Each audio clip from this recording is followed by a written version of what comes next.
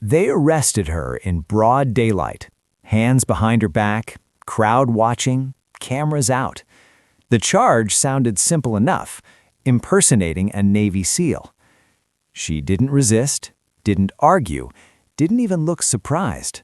She stood there, calmly, a woman in worn tactical pants and a plain jacket, as military police tightened the cuffs. To everyone watching, she looked like someone who had gone too far, someone playing soldier without earning the right. But there was something about the way she stood. Straight, balanced, alert. This wasn't arrogance. This was discipline. The incident had started minutes earlier at the naval base checkpoint. She'd tried to enter using an old access route, one no longer listed on public maps. When questioned, she'd given only a name and a quiet statement: "I'm here on operational business." That was enough to trigger suspicion. Civilians didn't talk like that. And when they searched her bag, they found it: a piece of gear no civilian should ever carry. That's when the arrest happened. Now, as she was escorted across the base, officers whispered, some smirked, some shook their heads. Another fake, another pretender. But across the yard, a visiting general had just stepped out of a command vehicle. He wasn't paying attention to the arrest until his eyes caught something familiar, something wrong. As she was pushed forward, the jacket shifted slightly. For half a second, the general saw it. Not a weapon, not a badge, a piece of equipment clipped in a very specific way. The general stopped walking. His expression changed, not to anger, not to confusion, but to recognition. Because there were rules about that item, unwritten rules. Only operators carried it like that. Only those who had been inside the wire and come back. "Hold her," the general said sharply. Everyone froze. The woman slowly lifted her eyes for the first time. They met his, steady, unreadable. The general took a step closer. "Who trained you?" he asked quietly. She didn't answer right away. Then she said something that made the air feel heavy. "With respect, sir, you did." And in that moment, the charge of impersonation began to fall apart. The general raised a hand. The military police stopped instantly, confusion spreading across their faces. One of them started to speak, but the general silenced him with a glance. "Remove the cuffs," he ordered. The click of metal echoed as the restraints fell away. The woman rubbed her wrists once, then stood exactly as she had before, calm, controlled, unbroken. The general studied her closely now, not like an officer questioning a suspect, but like a commander confirming something he had hoped was impossible. "You shouldn't exist," he said quietly. She gave a small nod. "That's what the paperwork says, sir." They moved away from the crowd into a secured side corridor. The whispers behind them grew louder, but no one dared follow. "I watched you clip that device," the general said as they walked. "Angle, placement, retention strap. Only one program teaches that." She didn't smile, because only one program needed it. The general stopped. His voice dropped. "Black Shore Unit, Provisional SEAL Operations, shut down 12 years ago." "Yes, sir." "You were declared non-operational, no discharge, no honors, no record." "I was ordered to disappear, and I followed the order." The general clenched his jaw. He remembered the unit, hand-picked operators sent into missions too sensitive to acknowledge. If they succeeded, silence. If they failed, denial. "Why come back now?" he asked. She looked down the corridor toward the secure wing of the base. "Because someone used a Black Shore access code," she said, "and civilians don't have those." The general's eyes sharpened. That code had been buried with the unit. "They're hunting ghosts," she continued, "and they started with me." A distant alarm chirped once, then cut off. The general exhaled slowly. "You know what bringing you back means." She met his gaze. "It means the cover story is cracking." A junior officer rushed toward them, tablet in hand. "Sir, we just had a restricted system ping. No breach, but—" "I know," the general said. "Lockdown level 3. He turned back to her. "You were arrested as a fake, but if you're here, then something we buried is alive again." She adjusted her jacket slightly, the operator's habit impossible to hide. "Then we're already late, sir." The general nodded once, because if Blackshore was moving again, this time there would be no hiding it. Level 3 sealed itself with a heavy mechanical groan.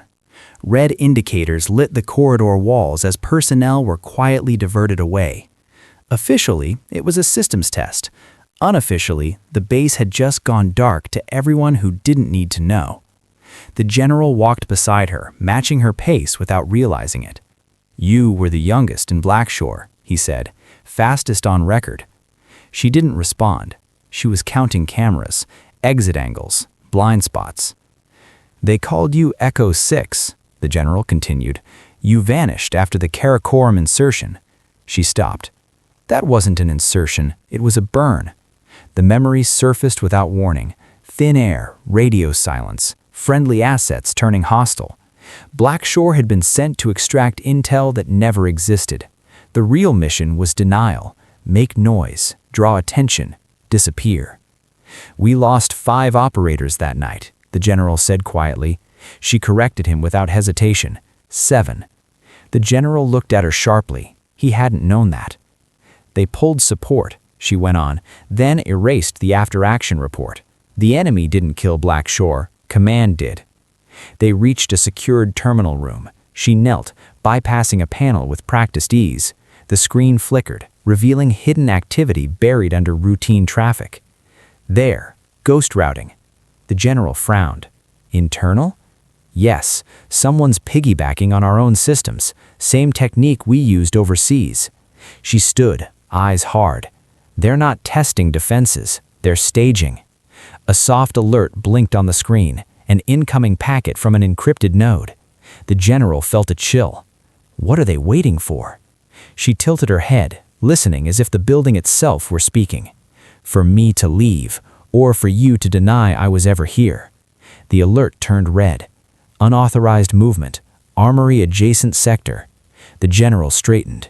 "If this becomes public, they'll blame impersonation, say I fooled you." He met her eyes. Not this time. She reached into her jacket and removed the item that had started it all, the operator-only device. She placed it in his hand. "If I don't come back," she said, "this proves I was real." The general closed his fingers around it. "Echo 6, stand by." She gave a brief nod, already moving toward the shadows, because the mission that erased her once was about to be finished on her terms. She moved through the armory sector like a memory the base didn't want to remember. Lights dimmed automatically as she passed. Sensors hesitated, recognizing patterns they weren't programmed to question. Blackshore habits, old code, still alive. 2 figures appeared ahead, masked as maintenance staff. Wrong posture, wrong spacing. Echo 6 didn't slow. The first went down silently. The second reached for a concealed weapon. Too late. In seconds, both were disarmed, pinned, breathing, but finished. She checked their gear. Foreign make, domestic access. Someone had merged the two.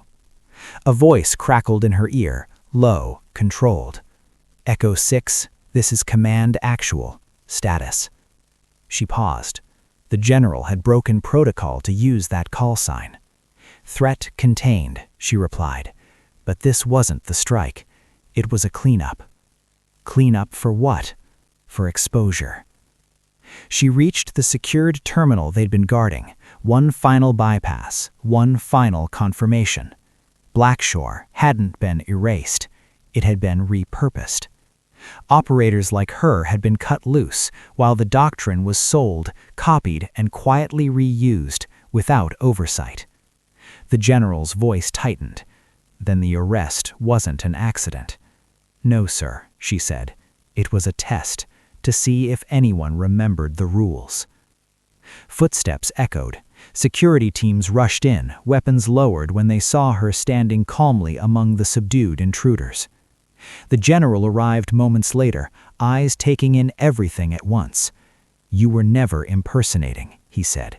"You were verifying." She handed him a data chip. "Everything you need. If it disappears, so will I." He met her gaze. "Not this time."